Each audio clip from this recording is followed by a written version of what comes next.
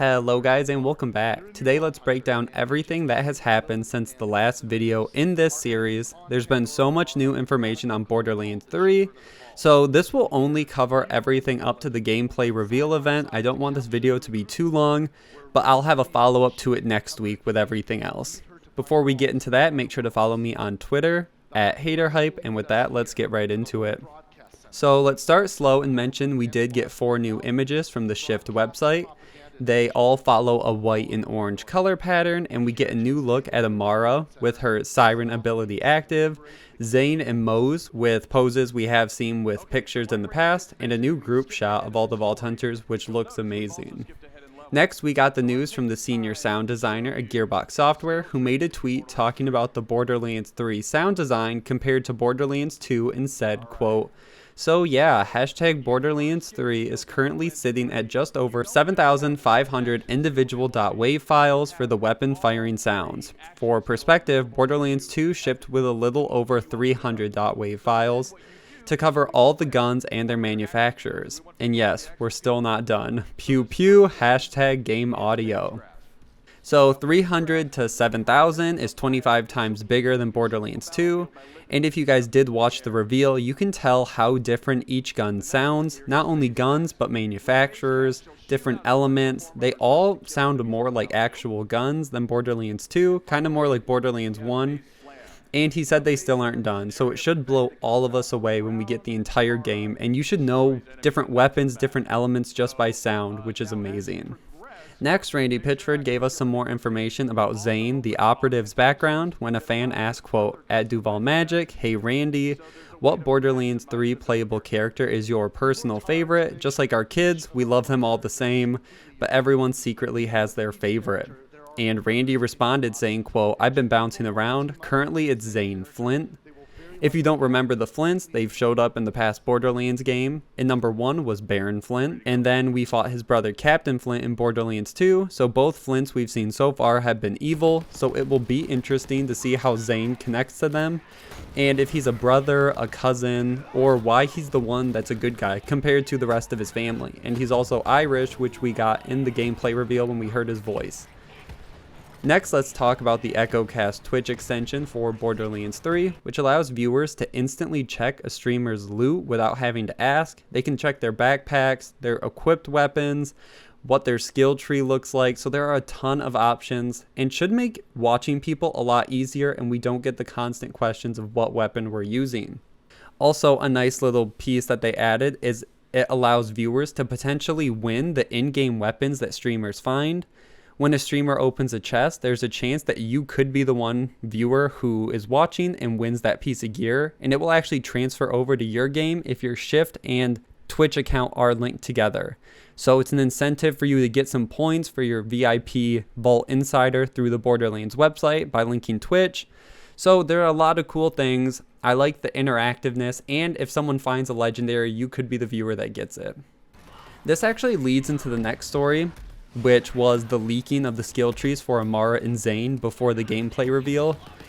Community members were able to start using the Chrome extension and cycling through the skill trees before getting an early look at the complete skill trees for these characters. And it also showed us which 2 characters Gearbox would be letting the influencers play at the event before the event itself.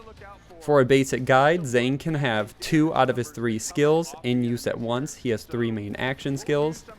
And the second skill actually replaces his grenade spot, but it's not a huge deal.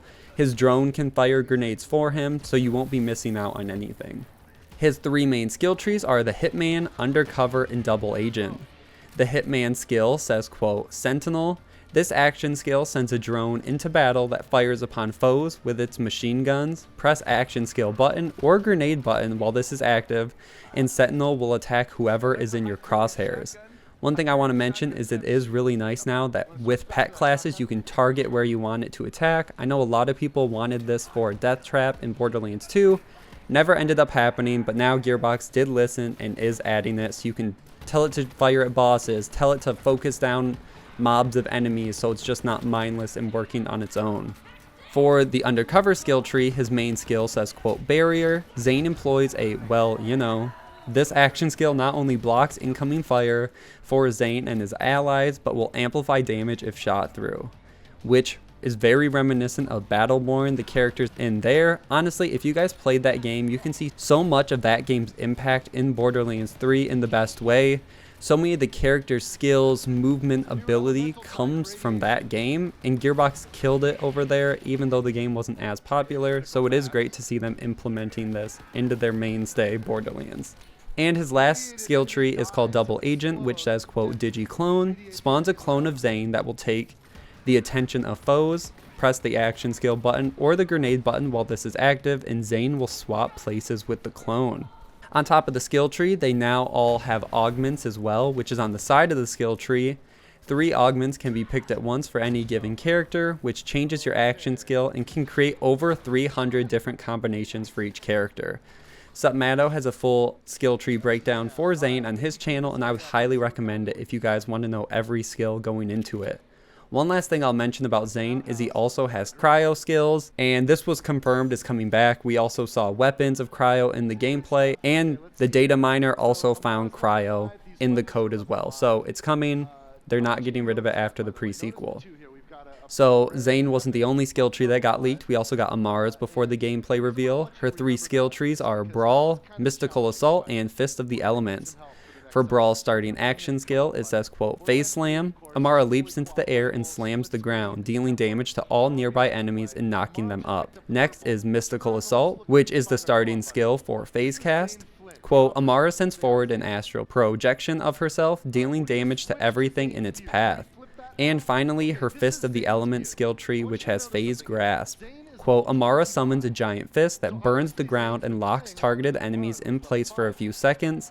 Some enemies are immune to being grasped and instantly take damage instead. So pretty similar to what we saw with Maya as well with that.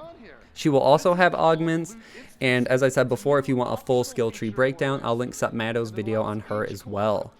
Speaking of Submato, let's cover some of his leaks and information from his sources.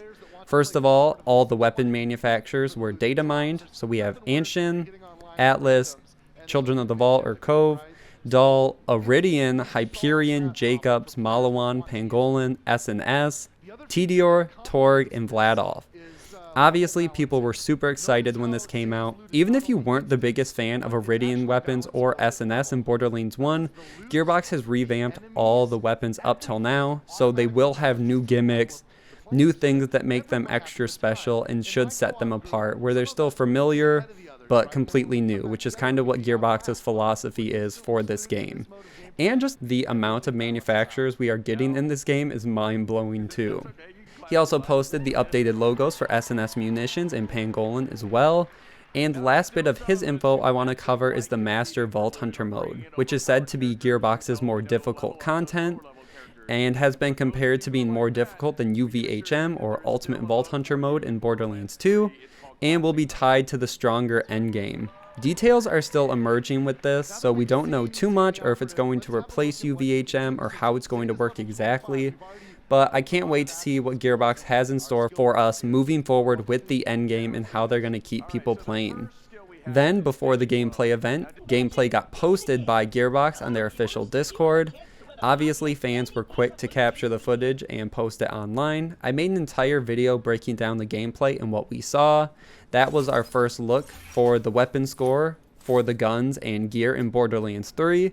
Since then, players got really worried that this might be too much like an MMO or Destiny if Gearbox is adding weapon score, item score. It was just too much like light level in Destiny, and people got concerned. Morning After Kill was one of those worried and made a tweet saying, quote, I just really hope that gear rating in the top left corner isn't anything like Destiny's light power levels. I really hope.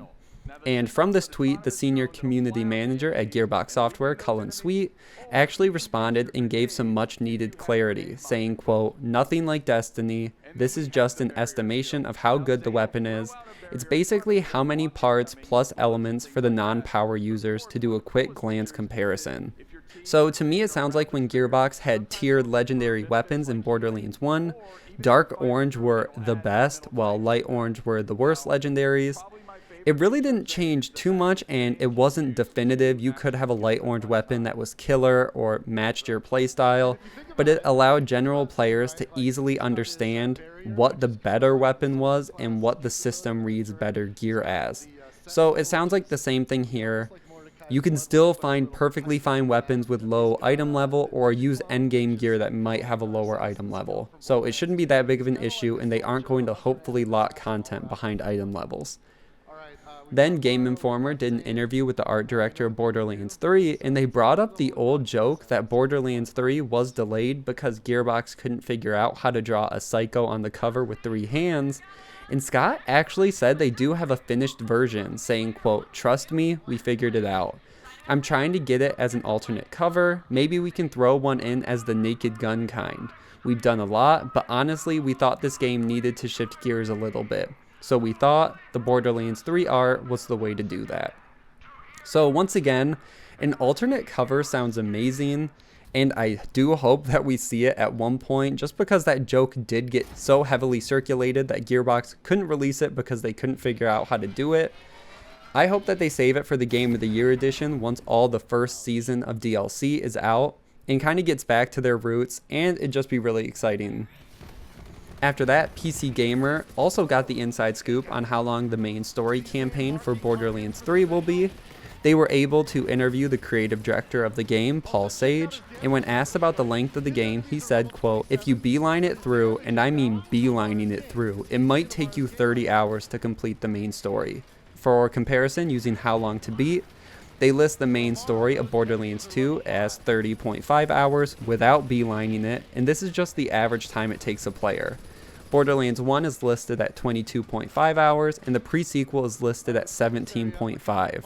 So if going as fast as you can through the game is 30 hours, I bet it will be well over 40 to 50 hours for most players, and this is just main story. This isn't additions, side quests, this is bare bones. Which means length should not be an issue for most players, and you will definitely get your money's worth for the $60.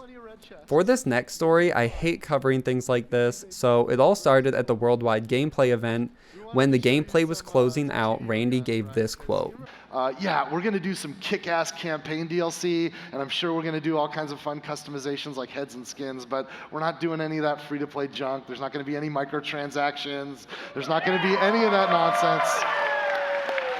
So in this sentence, he says there will be DLC, heads, skins, and customization, but goes on to say no microtransactions, and anyone that takes more than 2 seconds to actually listen to what he means would understand it.